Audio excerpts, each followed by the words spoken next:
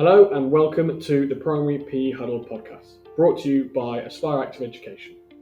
Aspire Active Education is a passionate family who all believe that PE, sport and physical activity are essential for children to develop a love of healthy living and to end physical inactivity forever.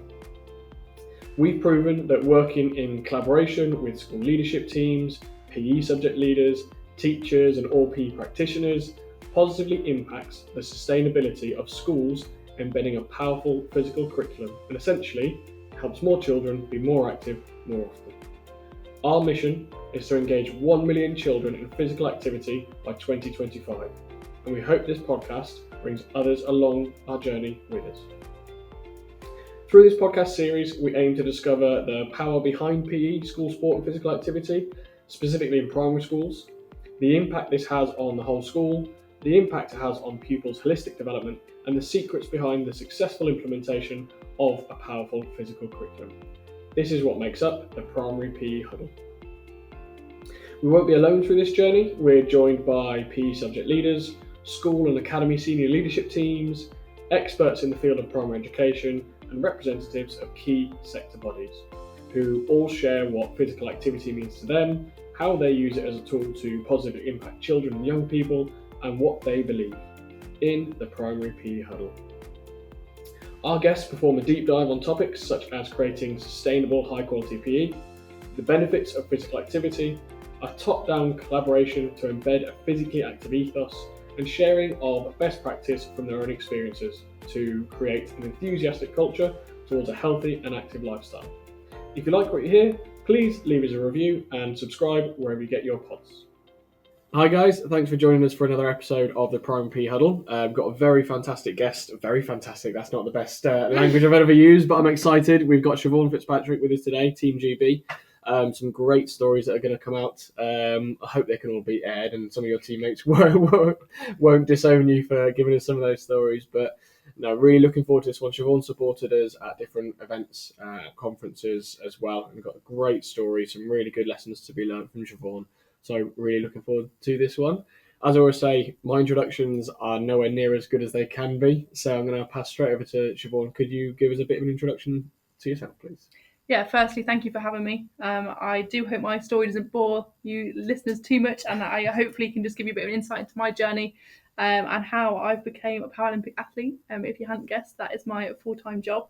I have a couple of World Championship medals, a couple of European medals, been to Paralympic Games and hopefully Paris in the future. But hopefully throughout this you'll learn a little bit about me and hopefully be able to cater for your PE lessons for people with disabilities a bit better. Brilliant, thank you very much. I said before this I'd go jumping straight into question one, but I'm not going to. Just a little bit more of a background. Obviously, we've put information out about this episode, but for those listeners that just jump on to the next episode might not have seen anything, what is it you do? So I am a Paralympic wheelchair basketball athlete. Wheelchair basketball was my sport, and then became a GB athlete, and now do it full time. Love that. For all of us that had those professional sporting dreams, Siobhan is living the dream. So we'll learn more about you throughout this episode, and we'll get some great gems from you. I know we will. First things first, I always ask a similar first question about one thing you wish you'd known. Yours is slightly different to those in the sense of teaching PE, but what's one thing, and I know you've been struggling with this, I'm looking forward to this, what's one thing you wish you'd known before starting out on your sporting career? I think one thing I wish I'd known before becoming an athlete, I suppose, is that you don't actually have to be good at the sport, and that you don't necessarily have to have an aspiration to become an athlete. Like, I genuinely didn't, one, know that Paralympic sport existed before I found sport. Wow. Two, didn't even know that you could become a professional athlete. But I just loved sport, and I think I loved watching sport. I loved watching other people. Common theme throughout this podcast. I found sport hard to get into, but I think one thing I knew is that as long as you enjoy it, I think that's the main thing. Whether you're good or different. I know you do a little bit of football at the weekend. Yeah. So you don't necessarily have to be the most talented person. What are you trying to say, Siobhan? But I just think for me the biggest thing is that you will have pupils that you teach or in colleges that sport for them might just be an outlet. It might just be something that distracts them, as opposed to being the next, Ronaldo or the next top athlete that they want to be. And that's great if that is what you want to be. but I definitely wasn't the typical athlete, and definitely haven't had the typical journey into becoming an athlete. How many times can I say athlete throughout this podcast? Quite a lot. I might start making a tally. But yes, for me, it's just go out there and find something that you enjoy. If that's sport, then even better. And I think that's a massive underlying message, especially from our main audience, which is primary schools. Is you might have some listeners now that are thinking, I'm going to change my career. If you don't have to be that talented to get into sport, I'm going to leave my PE leadership role and I'm going to go for the next Olympic Games. You never know. But with the underlying message, it's a case of ensuring the children have the opportunity to find sport as the outlet. Like you said yourself, you weren't one of those stereotypical people looking for it as such. No, and that's definitely what I now try and get across with my story and through going into schools, is that you don't have to be the one that ticks all the boxes. And I know we'll go throughout the podcast and speak about the assessments and the joys that teachers have to deal with, and I know it is really difficult. My mum's a teacher herself, trust me, I hear all about it. But it's just about being able to cater for everyone, no matter what their background, disabled or non-disabled. People have different backgrounds, different stories that they might want to get across, and sport is a great avenue to be able to do that. Absolutely. And I think to start delving into that, do you want to tell us a bit more about your experience and your whole story, and hone it in specifically on primary school PE? Yeah, absolutely. So I was born disabled, so I have congenital cerebral palsy. I'm a twin, so I have a sister that looks exactly the same as me. But she was able-bodied, or she is able-bodied. She is able-bodied. And I think that's a really common misconception, is that to be good at sport, you have to be able-bodied, you have to be able to enjoy it, you have to be able to get involved with everything, and that was something that I couldn't necessarily do. But from the background of my parents and my family, when I started primary school, you name it, I did it. I did all sports. All my PE lessons were not adapted in any way, shape or form, but I guess it's a safe environment. There's a lot more smaller numbers. My school were fantastic in the fact that they never mentioned that I was disabled. I knew I obviously had a disability, but they were great in the fact that, come on then, give it a go, and if you can't do it, we'll try and figure it out. But I am the most stubborn person, so I would not do that and end up doing exactly the same.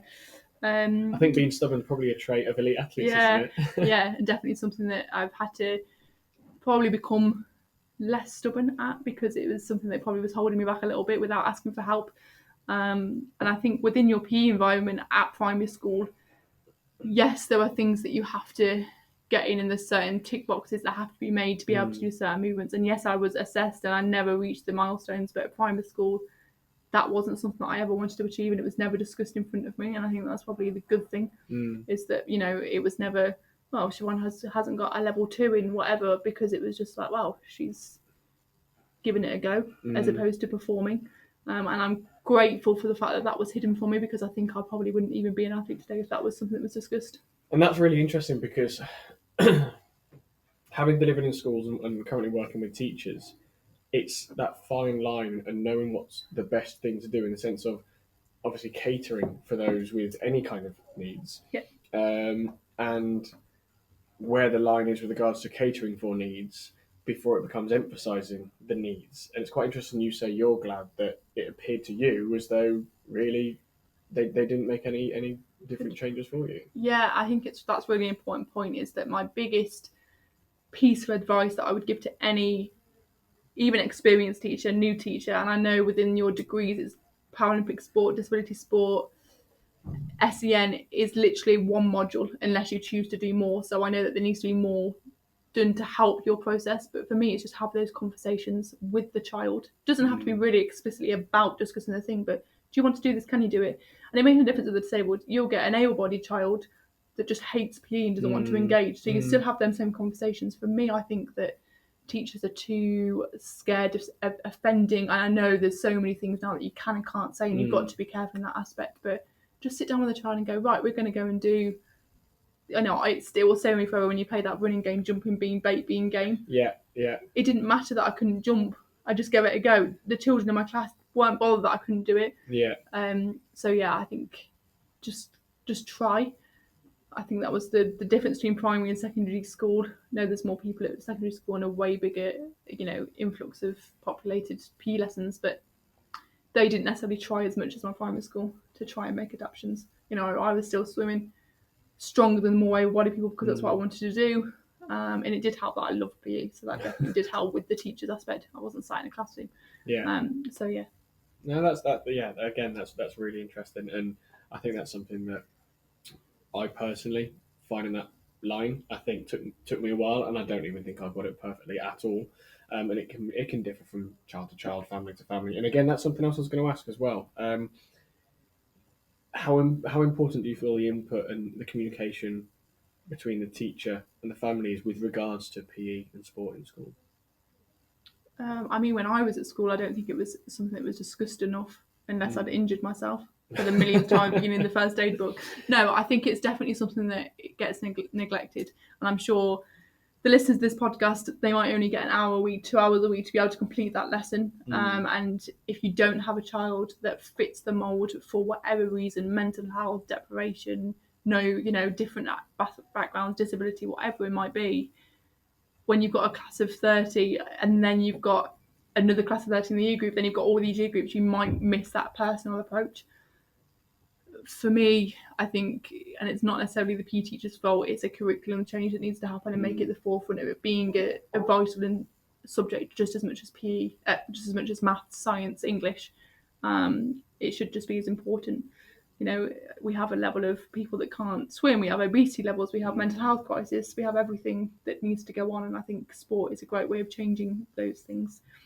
And for me, I think the biggest thing is if you have that conversation with the parent and they don't engage, then have the conversation with the child and try your best. You're not going to please every child. That's the one thing.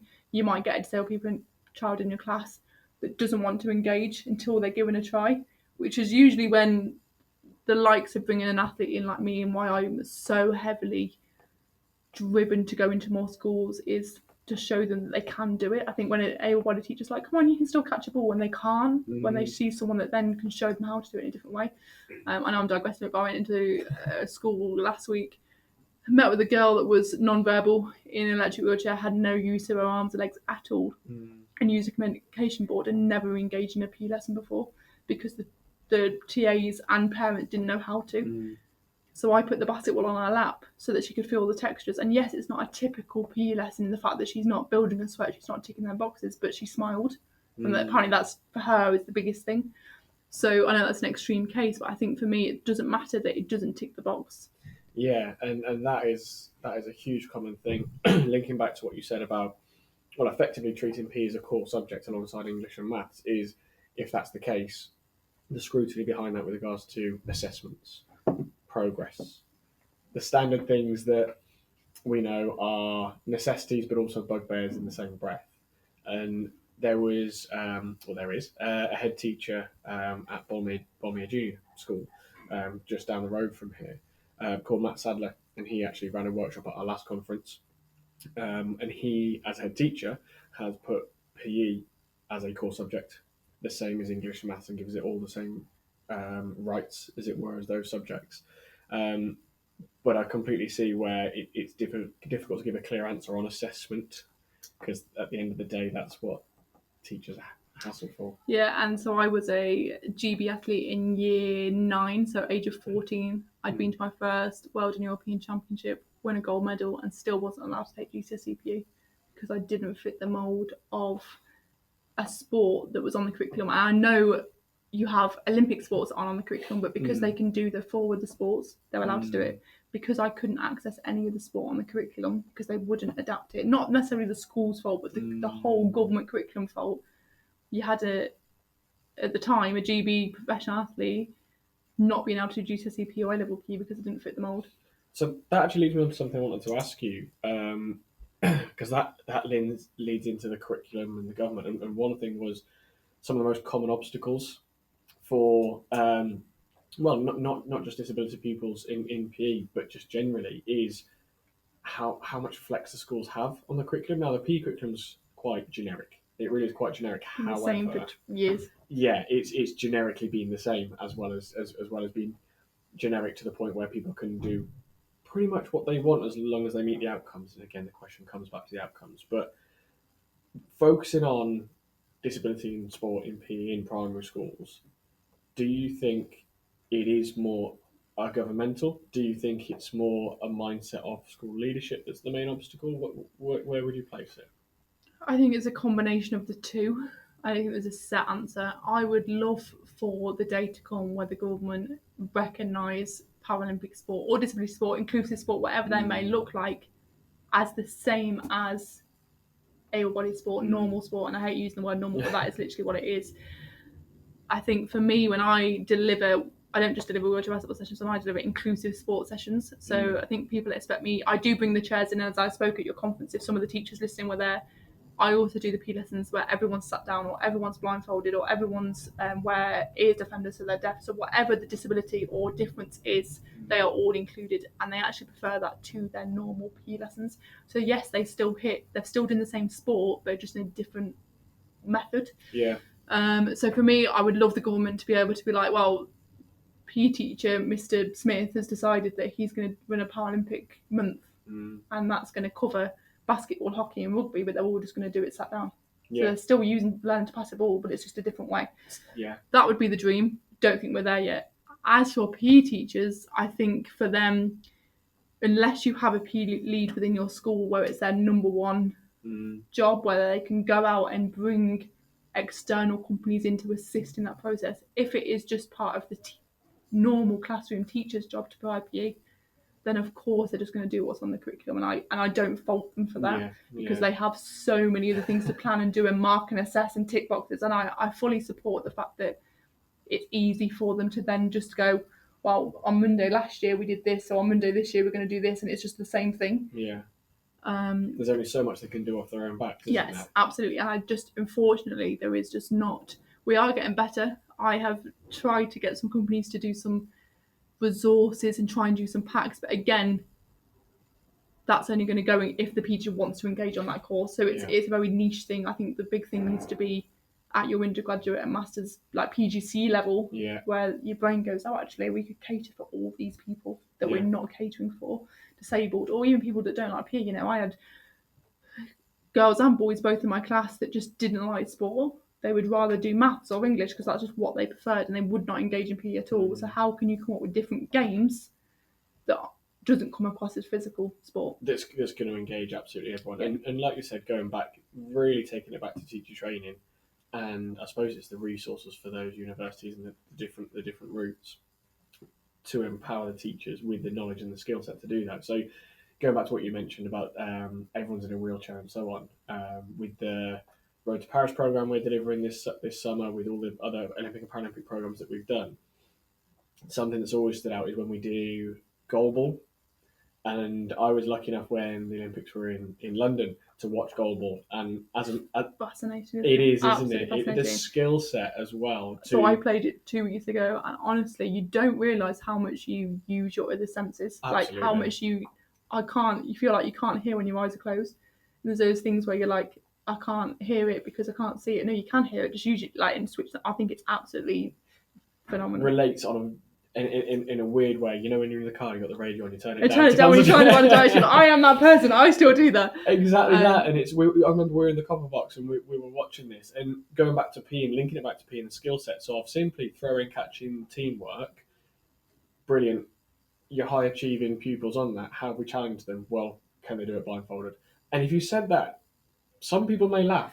However, looking at it in that instance, and that's a really interesting point that you make about your gifted and talented pupils. And when I do the school quiz and I engage, it's usually those gifted and talented pupils that are chosen to engage in those sports. And it's a good sense in the fact that yes, they then can't do it because it's something. Well, I can do all sports. I get picked for the netball team. I get picked for the hockey team. I get picked for the rugby team.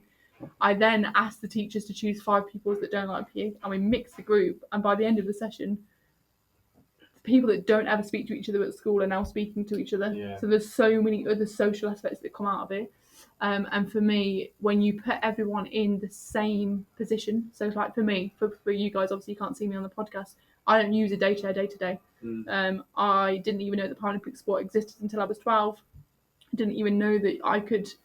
Even though I was born with a disability, I never knew that I could necessarily play sport in a wheelchair, just because it's not something I ever thought about. And when you put everyone in a wheelchair, no one knows who's disabled. Yes, okay, if you're missing a leg, it's pretty obvious. But for the most part, you don't know what their impairment is, what their background is, what their story is, unless you get involved and engaged with them. So I think that's probably the most level playing field. Goalball, you put everyone on a blindfold.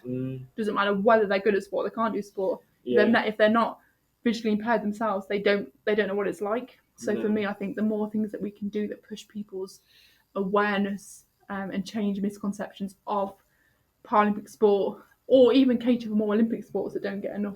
Just obviously, I would harp on and try and get Paralympic sports instead of Olympic sports. But I think genuinely, we need to change as much as football, rugby, hockey, netball teach key skills, and I think they're really important sports. What's the difference that we could do 4 different sports in a different term rather than doing that for the whole year? Yeah, I mean, if you look at wheelchair basketball, wheelchair rugby, and so on, and you compare that to some of the traditional sports, the only difference is you're not running while you're doing it. You're still having to find space, communicate. Throwing and catching skills are similar, with a bit more of an extra challenge, if anything. Yeah. So it can easily be transferred. You touched on something about the social skills as well, and that kind of leads me on to. I think I know the answer already, so please expand on it. But what importance you place on PE, school sport, physical activity in primary schools? And for you, I know you say that you weren't aware of a lot, but was there a moment that triggered the importance for you? Was it when you were younger? Was it when you were older? I guess for me, the social aspect was more important than me being good at the sport. Any sport. So through primary school, I was never the one that was on the school team because I couldn't run, jump, do anything. But I still gave it a go. And yeah, it was when I probably realised that the other skills that sport gives you, and all the values that now I can retrospectively look back. I'm not saying at the age of 7 necessarily know what resilience is, you necessarily know what, the famous quote of you get knocked down 7 times, you stand up on the 8th, all that kind of thing. You don't necessarily know the relevance of it, but it genuinely was what's helped me become the rounded person that I am. If you'd have told me at the age of 12, even when I first started, which I thought that I'd become a GB athlete, I would have literally laughed at you. I genuinely never thought it was an option.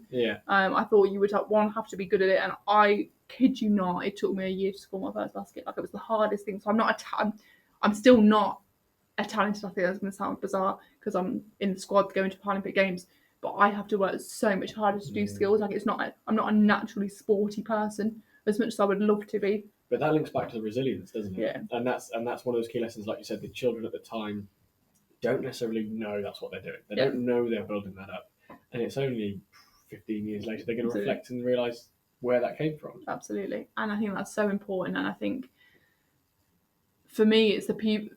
Yes, the gifted and talented, and my sister was one of those gifted and talented people that got picked for every sport team because she was very sporty, and now she wouldn't do it. She doesn't do any sport. She literally, it's bizarre how she is now. Might go to the gym occasionally, and that's like it. She doesn't do any of the sport, doesn't have a netball club, no nothing.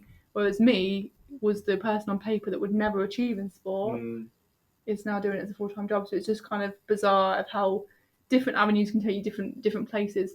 And for me, I think my stubborn personality, when I was told that I couldn't do PE, and I was like, well, I'm going to find a way that I can do it, and I'm going to find a sport that I can do. It's led me to here. On those moments of when you were told you can't do this, you can't do that, and I know I've heard your story, and you have had some great teachers who got you doing things and so on. But if you were to look back on your time in school, but also look ahead at how you'd like to see things in the future, if you were to go through primary school more specifically, again, focusing on PE and sport, what would you like to be different if you were to experience it again? The number one thing, and I know not everyone in your class is going to be a twin, would be to treat me as an individual. I think I was like kind of bubble wrapped by her being like, oh, well, Laura will look after her, so therefore, she's safe. And I know it happens in schools, and I've seen it very much. It's like, well, you gifted and talented people, you go and help the person that's not achieving, and you partner up with them and help them. I think for me, it's everyone's individual. Everyone can achieve in their own way. And unfortunately, I know you've got offset and tick boxes to achieve, but promise you, 99.9% of people would never fit the tick box anyway. So why are we trying to fit people into a box? That would be my biggest piece of advice, to treat everyone individually. And if I could do it differently, would be to just try different things and have different options. I think it was like, wow, Siobhan's ironically, I could pass and catch pretty well. Probably translated into this sport. So that's all I seem to remember doing. I can't ever remember doing any other sport. We did swim, but that was obviously a mandatory. Thankfully, our primary school was a mandatory thing. But I can't ever remember like engaging in cross country. I'm not saying I'd want to around a field anyway, but I can't ever imagine them ever letting me do anything else that they'd see me that I could do successfully. So they just, I'm sure people in my class at primary school can remember doing the same PE lesson over and over again because, well, it fits Siobhan. I was the only physically disabled person in my class. We had other SEN needs, but I was the only physically disabled person in my class, which kind of makes it harder in a way because it was literally just me that they had to cater for, so they didn't necessarily know how to do that. But yeah. So the main thing coming across there is actually just about the variety and experience. Absolutely. To focus on the other things that are being developed within the child. And I think in my case it was really difficult because I loved sport. So for me, like, I would do the same PE lesson over and over again because I loved doing sport. I think for me it would have been a completely different story if I didn't have parents that liked watching sport the weekend I go into sport. I didn't have a sister that did Irish, all the dancing, netball and everything. I had a brother that did rugby and football to a very high level. I'd grown up in a world where sport was part of, I guess, DNA. As opposed to, I see a lot of pupils and engage with a lot of people that don't have that, you know, don't have people that love sport. And I think that's where the difficulty lies, that if you've got a child that's physically disabled or SEN needs or whatever it might be, and then doesn't like sport, well, then you've got two things that you've got to try and break down. And for me, like I said at the start, is have those conversations. And you'll be surprised. I've had pupils that have refused to get in a wheelchair before, even if they're able-bodied. By the end of the session, they never want to get out of it. So for me, you'll be surprised. It's not going to happen in the first lesson. I think that's the hard thing, is that if it doesn't happen the first time, teachers are very easy to be like, well, we've tried. We've given it. Or they'll say to their parents, and parents, even they're not engaging in this lesson. Even if that's maths and English, we have that, you know. They're chatting, they're not in the lesson. No, it's just because they're not being pushed or catered for in the way that suits their needs.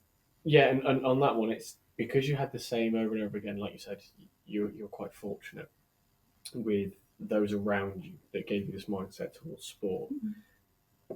But with not necessarily a push through education, which is most of your life when you're that age, most of your life is school, most of your life is education. What actually then influenced you to developing a sporting career? I know you said you didn't see it coming, you weren't looking for it, you didn't have a clue about it, but what, looking back, do you think influenced you most to set down that direction? Yeah, it's a really interesting one. It was my dad. Like, so I literally joined wheelchair. I thought, well, yes, because I loved it, the team aspect. If you haven't seen the sport, you'll probably, and you do now go off and watch it from listening to this podcast, you'll probably realise why I enjoy it so much. But I was terrible at it, which I really struggled with because I thought, wow, one, I had to admit I had to be in a wheelchair, which was really difficult. So even though I was disabled, it was a really hard thing for me to get over. Two, that I couldn't do it. So I could do my PE lessons at school, but I couldn't then do PE outside of school. And yeah, my dad said to me, please just give it 6 months. Like, please just give it. We've paid probably how much they paid for a term of me doing it. Please just do it. And it was 10 minutes from the house. And it was actually ironic. My sister's dance class was literally 5 minutes in the direction. And you know, as a parent yourself, you spend most of your time in your car driving them to sports clubs. So he made it very simple in the fact that we can drop Siobhan off here at 6 o'clock on a Tuesday, and Laura has dancing at 6:30 on a Tuesday. And that was literally what it was. Give it 6 months. It then took me, thankfully, only 6 months to score my first basket. And I was like, actually, I might stick at this and give it a go. And then started to kind of think to myself, well, if I've been given this opportunity, and again, at the age of 12, I'm not saying I've now reflected on this, I'm not saying I was deep and meaningful at that age, but it was kind of like, I've been given this opportunity to do this sport. I then got invited to do it for an extra day a week. So I was then doing it 4 days a week instead of 1 day a week. And what was your dad thinking of that? Well, he was then driving me to Nottingham. So we're Coventry based, so yeah, he wasn't really enjoying that too much. But yeah, I mean, he's not here right now in the room, but I genuinely think if I was doing it, he genuinely, well, and my mum as well, probably never thought I was going to make it because I was terrible. Like, I genuinely couldn't do bouncing a ball, moving a chair, doing it all together, couldn't put it together. Found really hard, had to work on more skills and more people. Girl on my team, Charlotte, had been playing since the age of 6, and she's in a wheelchair full time. She could do everything being told once. I had to be told 10 times how to do it.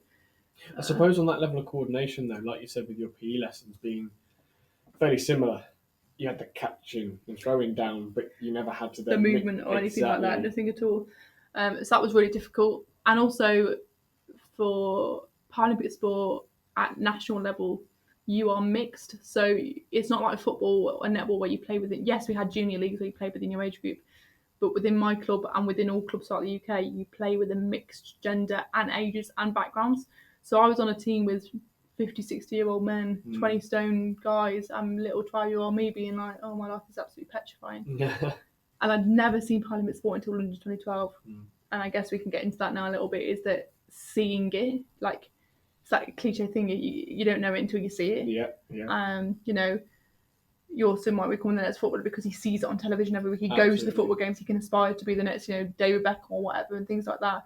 Whereas I'd never seen wheelchair basketball at an elite level. Yes, I knew that you could become professional because I'd never seen it. I couldn't relate to it. No, absolutely. And when I went to London 2012 and watched the Paralympic final, and that was kind of like, this is pretty cool. Again, never knew the level, never knew it was professional, never knew the actual how much I would have to sacrifice to get there. But I was like, actually, these people on TV, this is pretty cool. And it's the awareness of it. And again, it all feeds back into that experience through school, doesn't it? In the sense of, you don't have to have a full curriculum based around Paralympic sport, but it needs to be the variety and awareness that these things are out there that then might spark at a younger age. You mentioned a teammate doing it from the age of 6.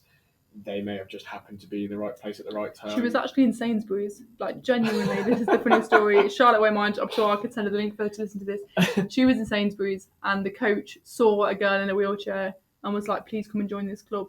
And that's, if you, I don't want to pull percentages out here, but I would say 50% of people's stories are very similar to that. It's not advertised as disability sport at all.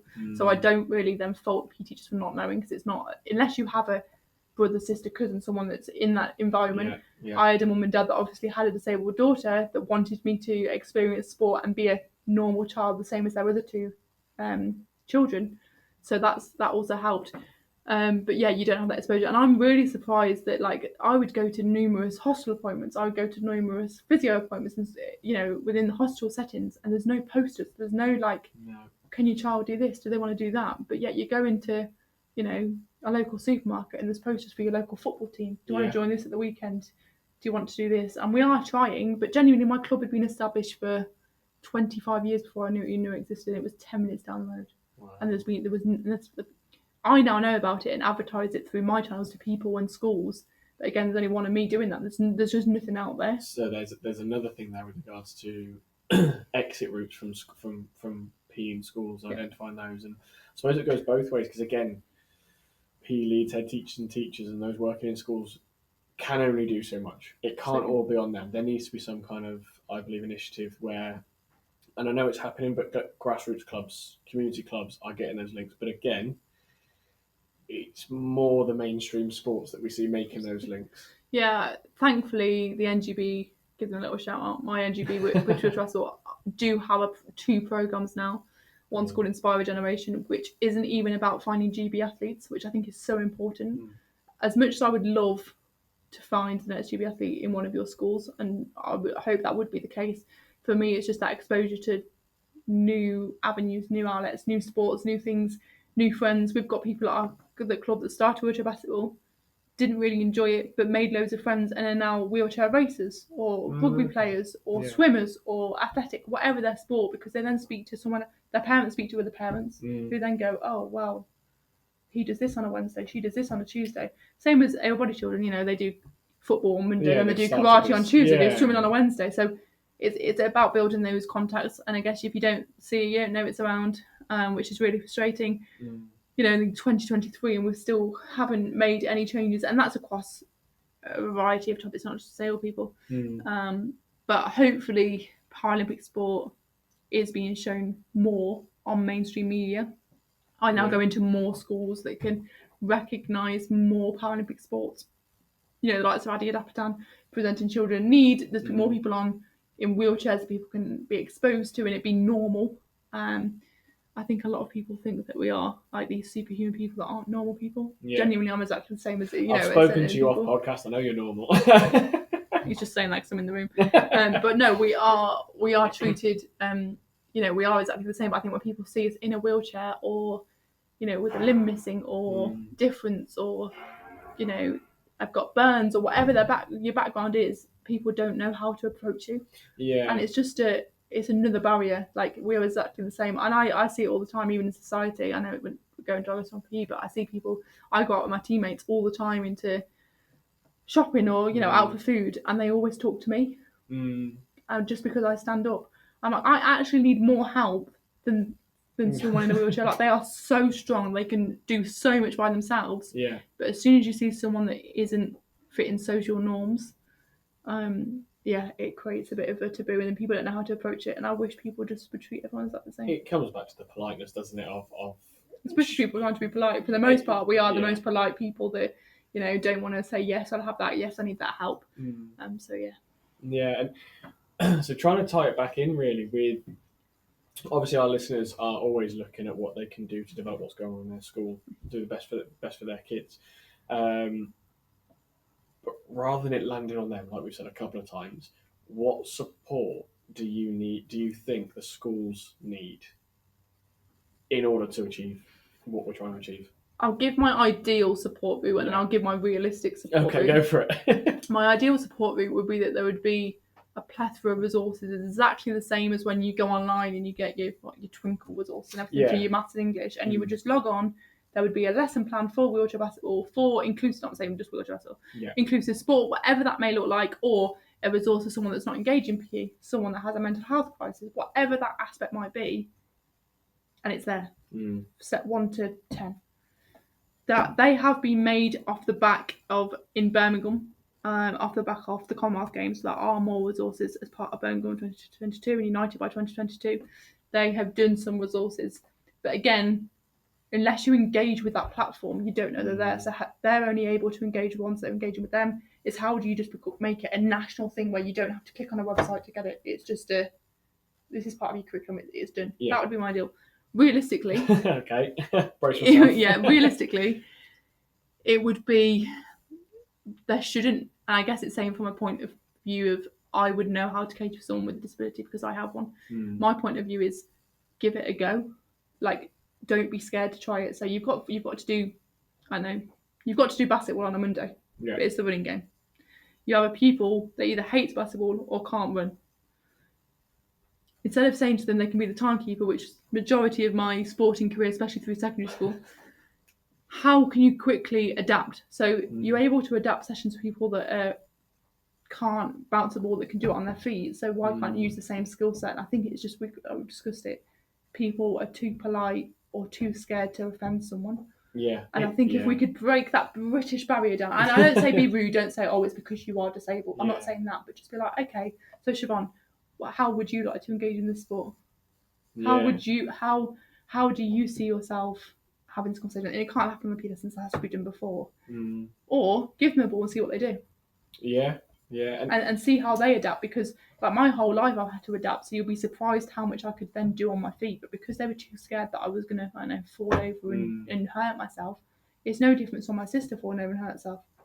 She would fall over just as many times as me because she'd run and trip and get a cut knee, but because she was able-bodied, they weren't necessarily as... There's more panic over you. And I know that's really easy for me to say as a disabled person, so I know I'm not saying tomorrow PE is going to change in the holiday. It's going to take time. I think, again, going back to my experience of when I was delivering, asking that child what they would like to do, I suppose, is partly a scary thing as well, because for two reasons. One, it's handing over control effectively to the child, but the other one is potentially how they feel about being asked that question, because they might not be used to that question and it might overwhelm them. They might not feel comfortable with it. And my counteract to that point is, as much as you would ask and adapt their English and maths lesson. So, if they had dyslexia, you give them a coloured paper sheet to read and there'd be no questions asked. But because PE is not seen as a mainstream subject, in some schools it is, it's top of their list. Some schools it's just another tick box for them to achieve on that week.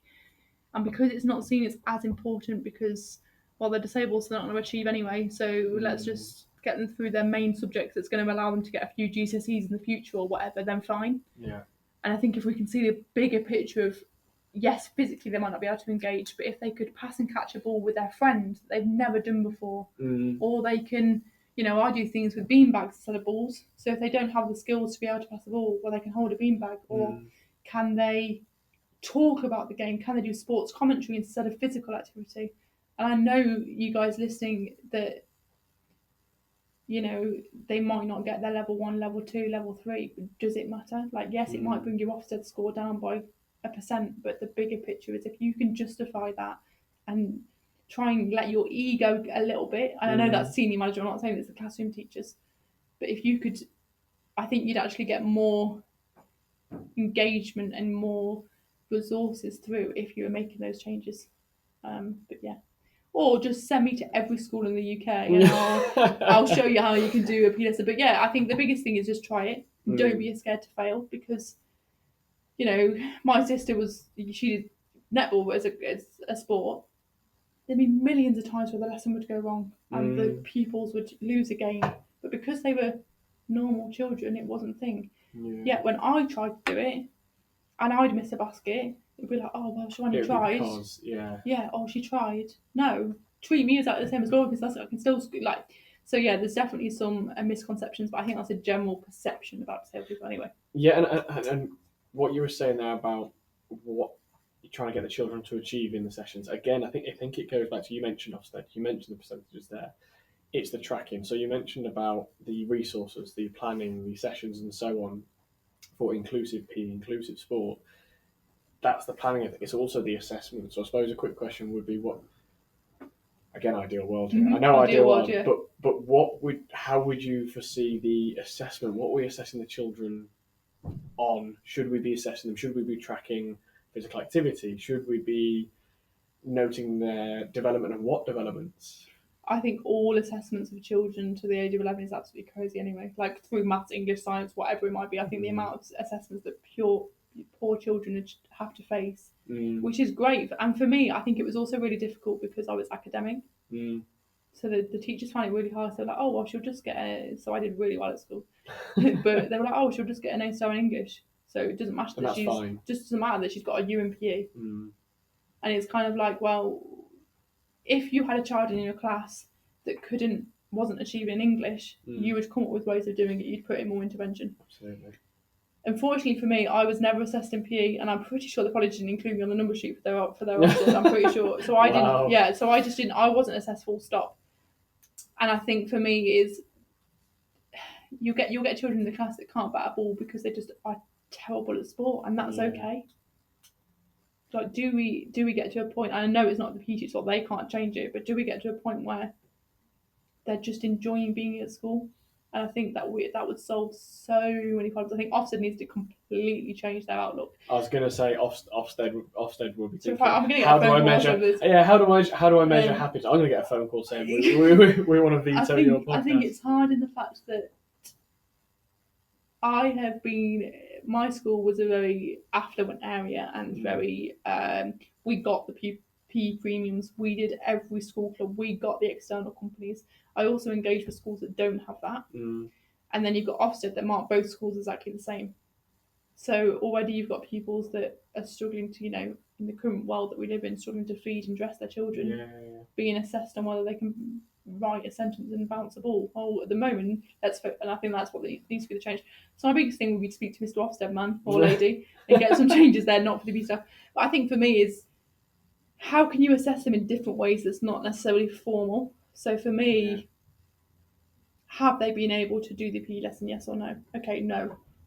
What does that then look like? So next week, how can we then ensure that for 15 minutes out of the half an hour or 45 minutes, hour, however long the session is, can they engage more? And small tick boxes, I think the room for assessment is way too large. Yeah. Like ridiculously large. And I think you get pupils that don't have a disability that don't fit that because they just don't like sport.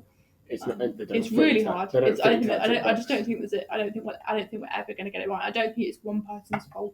No. Necessarily, officers have a job to assess. Teachers have a job to fit that assessment. They also have a job of 30 to 60 pupils that they've got to teach. That all 30 of them have different backgrounds and don't fit the molds. So for me, it's really difficult. We could really delve into the whole education and that analogy of you know, if you were teaching animals, it's a case of, right, your test is to climb that tree. You've got a goldfish, you've got a monkey, and you've got an elephant. How do you get them there? Exactly. It's a case of, how is that a fair assessment? Yeah, and for me, it's how can the curriculum be more adaptable? I think it's been the same probably since you at school to now your son's at school. Yeah. Like education as a whole. It's exactly the same, you know. Apart from, I remember vividly my maths and English lessons where you get taught a certain way. I used to come home and maths homework, and my dad would be like, well, I'm going to do it this way. I was taught long division. So things have changed a little bit with PE. It's always been your rugby, football, not hockey, netball, which is fine, and I appreciate the skills and everything you can get it from it. But why aren't people doing judo? Why aren't they doing fencing? Why aren't they doing... Tell you one that's in now is yoga. And yoga's got some core development side of things, but if you also then are looking at other things to develop with regards to social skills. Exactly, and I think a lot of people see PE as a physical tick box. And yes, as much as that is great, I want people to be fit, I want people to be healthy, I want them to engage in sport that they love for them and they want to do, and it gets them from being on computer games and all the rest of it. But also the social aspect. For me, and I know I said it earlier, I genuinely didn't ever think I'd be an athlete. Like, I still think, oh my God, how am I even here? But it was the fact that I had another set of friends that were like me, another set of friends that weren't at school, people that didn't have any preconceptions of me. It's the same as when you join the local football team. You're all from a mixture of school, different ages, different backgrounds. But at the end of the day, as soon as you enter that pitch, you're all the same. Yeah, and that's what I think sport provides for people. It's that safe place. So I think if we can give sport more accolade for what it provides for people, as opposed to, well, they've managed to jump 6 boxes, so therefore they've ticked a box. No, actually, have they had a conversation with someone? They haven't. Have they had a smile on their face? Has it made them not think about what's going on at home? Have they not thought about the fact that they have failed their maths test? Because it just gives them an outlet. And I think that goes back to, you said the word outlet again. The very first note that I made at the start, it must have been within the first 2 minutes, was you said sport is an outlet for many.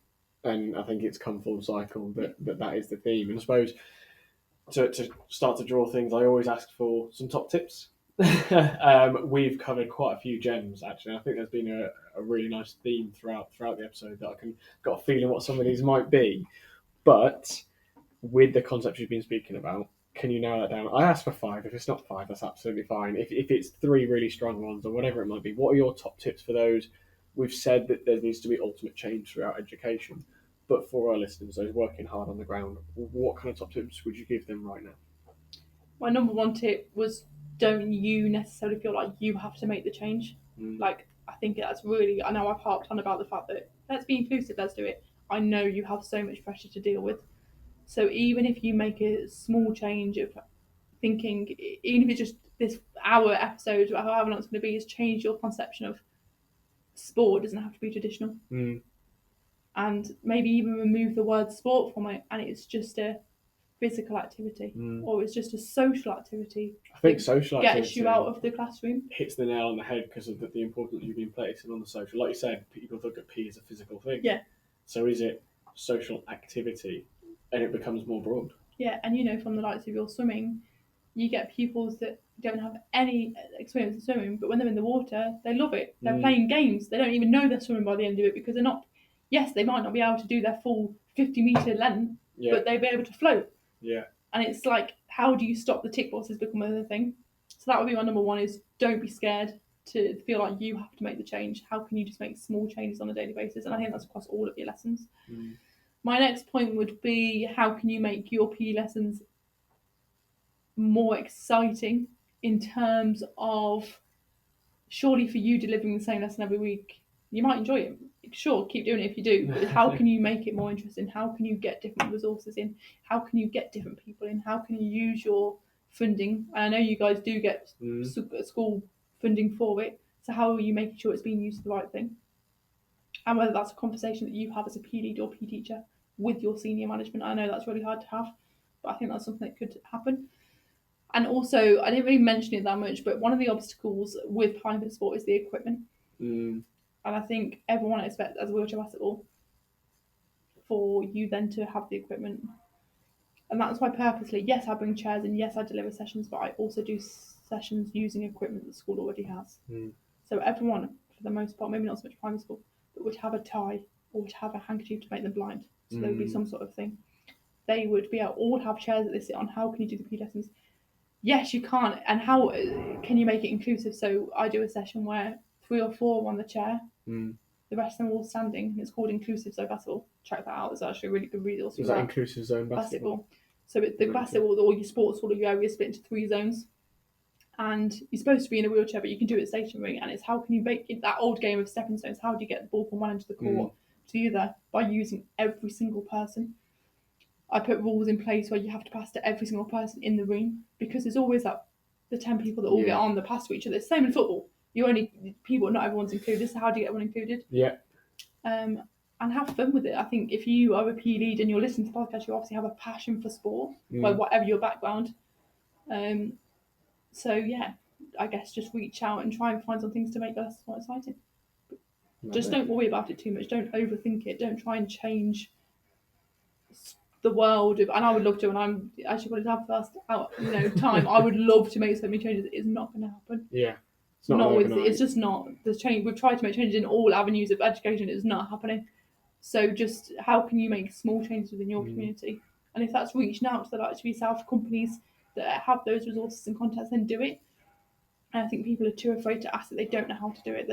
Their pride becomes a big thing. Yeah. If I went into school the other week who just went, I don't know. I have these pupils. It was an SEN school for start. I wasn't even a mainstream school. I don't know how to engage with being PA. But that made it so much easier for me then to show them. They were open to receive that, rather than being like, well, I've done this, I've tried that, and okay, now I've got to tell you that that's not how you should, or it's not working, or have you thought about this? Whereas if someone just goes, I don't know, can someone help me? Then that's even better. And that can be the hardest thing, not just teachers and sport. Just in general. Anything in life. Absolutely. Putting your hand up and saying, I need help. It's something that I don't do enough myself. So I'm because you're too stubborn. I really am. But I genuinely think that's something that we should all do. The British polite culture sometimes ask for the help, ask for the support, and I think that would be a more cohesion within the school and workplace would be a lot better. I think I've lost count of the tips, but I think a couple of key ones there to pull out are don't worry as much and ask for the help when you need the help. Yeah. And don't worry how you'll be perceived for asking for help, because I think that's a big barrier for people. Yeah, and how you see that, especially I don't want to tarnish young people with that brush. But I feel like if you're new into the world of education, you've already got people watching you and assessing you and constantly watching you. If you've been doing it for 30 years, that's sometimes also how people don't want to make the change. But I think just admit and ask for help, and I think that's also the start. So yeah. Brilliant. Some top tips there. Like I said, I lost count how many that was. I'm gonna say it was at least 5. I'm gonna say it was at least 5. But no, amazing gems of knowledge throughout that. Some great top tips to finish with. Thank you so much for joining us. I hope you guys that are listening have taken some great gems out of that one. And I think the underlying theme really of sport and activity is an outlet for many, keeping that at the forefront of your mind and thinking, why are we doing this? And it's not those tick boxes, is it? It's I think less of the physical. I think more of the what difference are you making to the young people? Because that's ideally why you became teachers. It's a vocational job for a reason. It's a hard job. I could not be a teacher, so kudos to all of you that are teachers. It's one of probably the hardest jobs. You're in charge of people's futures at the end of the day, and I know that's really tricky. So it's easy for me to come on and say, change your curriculum, do this, because I know it's hard, but please just give it a try. I think that's probably the best note we can finish on, is praising our audience. So we'll leave it there. But again, it's only because I don't want Mr. Ofsted giving me. Well, you'll get a phone call. You'll get a phone call. But no, thank you so much for that. And if anyone listening wants to find out more about Siobhan and her journey, feel free to get in touch. We can share some information and make sure everyone's aware of what Siobhan's doing. Yeah. If you really want to see, then have a little watch of Paris. See if you can catch you there. Hopefully, touch wood. I'm not successful next year, but fingers crossed. I'll be there, and also I can share social media with you guys. Absolutely. Drop me a message. I'm not a SCO person, I promise you. I can share some things with you and hopefully give you more further advice if you want any. And I know Dan here at Aspire, I can get some resources to him too. So yeah. Fantastic. Thank you very much. Thank you very much. Thanks for listening. Join us next time for the Primary PE Huddle podcast, and remember to subscribe wherever you access your pods so you don't miss an episode and the key gems our fantastic guests share for you. You can connect with us on Twitter or X at Aspire Sports UK and find out more about us and the family at www.aaeg.co.uk and www.aspire-ed.co.uk for PE CPD related courses and more content. Hope to see you there, and thanks for listening.